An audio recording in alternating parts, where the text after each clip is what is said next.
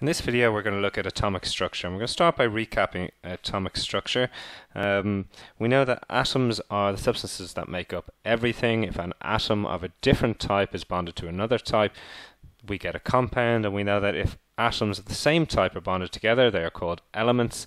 Atoms can also exist freely. They are also known as elements.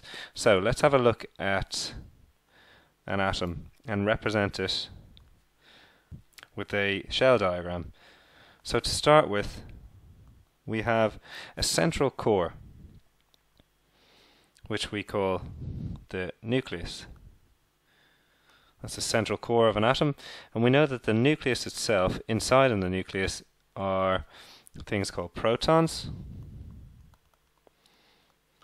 and things called neutrons. And surrounding the nucleus itself, our orbital nucleus, are electrons.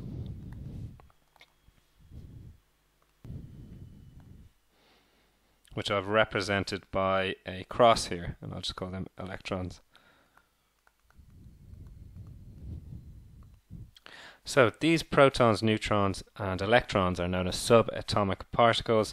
Electrons have a wave structure and very, very complicated, which we'll talk about later. Protons and neutrons are inside the nucleus. Okay. So we're going to talk a little bit more about the subatomic particles that are neutrons, protons, and electrons now.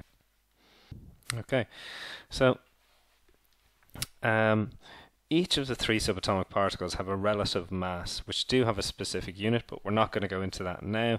For reasons of simplicity, we're just going to start with and say that the relative mass of a proton is 1.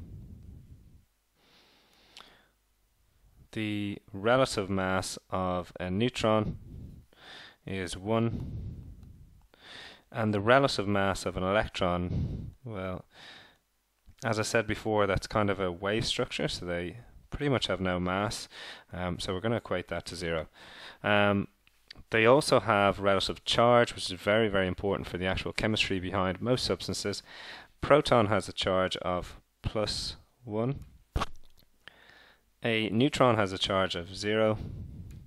And an electron has a charge of -1. So where do I find out information about atoms of each specific element? Well, to do that, we go to the periodic table. We know that there are 2 numbers associated with each element. One of the numbers in this periodic table has not been rounded to a whole number. The reason for that is to do with the fact that this number is made up of averages, which we will not talk about in this video. We will talk about it in a later video. The key thing is that one number is called the atomic number and one number is the mass number. So one number has to do with the mass of an atom and the other has to do with something else. We're going to talk about those numbers now. So if I go back to lithium, I saw that lithium had 2 numbers associated with it, 7 and 3. This 3 refers to the atomic number.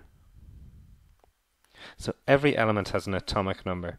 And what that tells us is, that tells us the number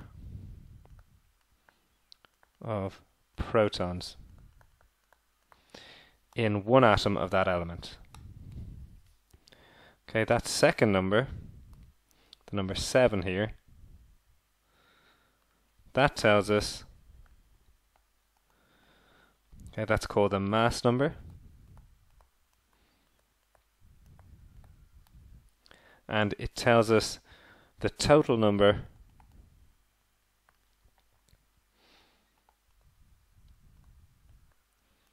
protons, neutrons in one atom of that element. So I could look at the periodic table again, and I could pick out another element, let's say aluminium. We know that there's two numbers. I'm going to round that larger number up to 27 and talk about that now. So if I look at aluminium, we know that there was two numbers, one of which was 13 and the other of which was 27. This tells me there are 13 protons in one atom of aluminium. Because all atoms have zero overall charge, we know that there are 13 protons, each of which has a positive charge. Therefore, there must be 13 electrons. This will always be the case for atoms of any element. There will be the same number of protons and electrons. Now, because the mass number is 27, I know that that mass number contains the number of protons and neutrons. So therefore, to work out the number of neutrons, we simply subtract the atomic number away from the mass number, and we get 14. So there are 14 neutrons.